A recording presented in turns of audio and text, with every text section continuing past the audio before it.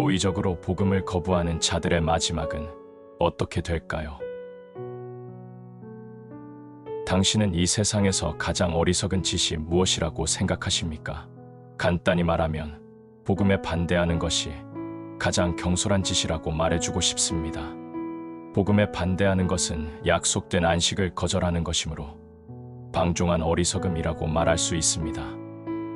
모든 사람에게는 안식을 갈망하는 마음이 있습니다. 하나님을 떠난 괴로운 영혼에게 가장 필요한 것이 바로 이 안식입니다. 복음은 내가 너희들에게 안식을 주겠다라고 말씀하십니다. 그런데 인간이 그런 축복을 거부하다니 통탄하고 또 통탄할 일이 아니겠습니까? 몹시 중한 병을 앓고 있으면서도 그 병을 치유할 수 있는 유일한 의사를 비방하고 모욕하는 이가 있다면 그 행위를 무엇으로 합리화할 수 있겠습니까? 엄청난 빚을 지고 있는 이에게 친구가 찾아와 필요한 모든 것을 다 해결해 주겠다라고 말함에도 불구하고 친구의 도움을 거부하는 이유가 무엇이냐는 질문에 천만에 나는 어리석은 사람이 아니야. 난 누구의 도움도 필요치 않아.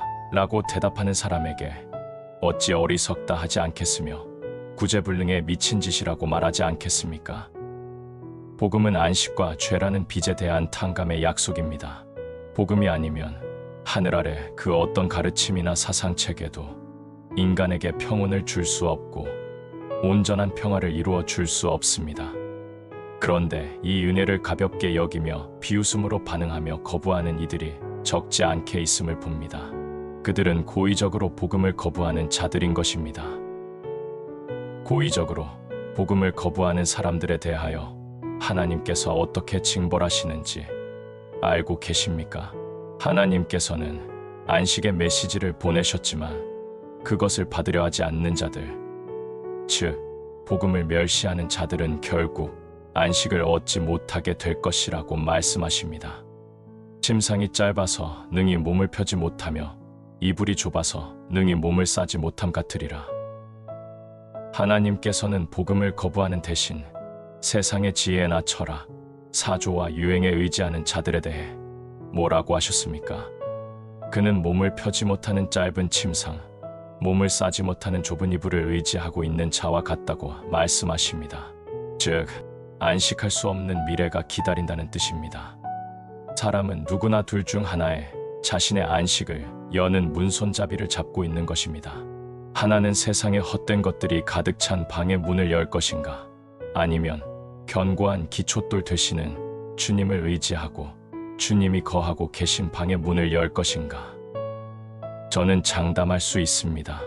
고의적으로 복음을 거부하고 세상의 철학과 사조를 받아들인 자들은 안식이 아닌 내적인 불만족을 보상으로 받게 될 것입니다.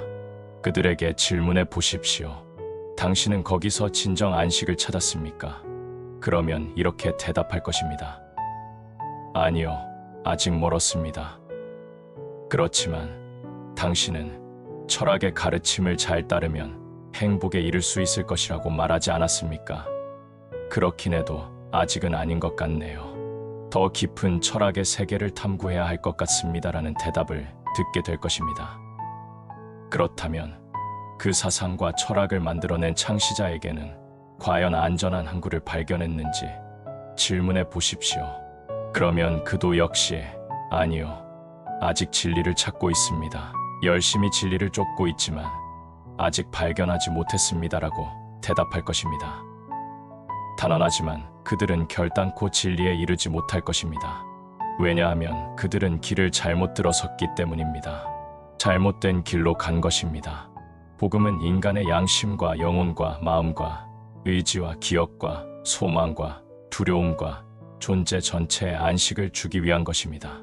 그런데 그런 복음을 거부한다면 어찌 안식할 수 있겠습니까?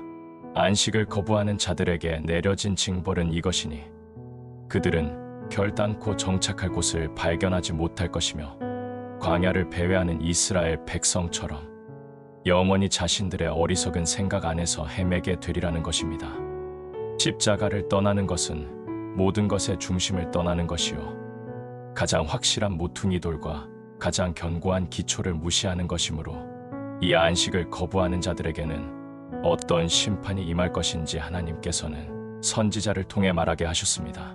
오직 악인은 능히 안정치 못하고 그 물이 진흙과 더러운 것을 늘 솟아내는 요동하는 바다와 같으니라. 내 하나님의 말씀에 악인에게는 평강이 없다 하셨느니라. 그들에겐 평강이, 즉 평안, 안식을 누리지 못할 것이라는 말씀입니다. 또한 하나님께서는 복음을 거부하는 자들은 심령이 점점 더 완고해지며 마침내 파멸에 처하게 될 것을 말씀하십니다.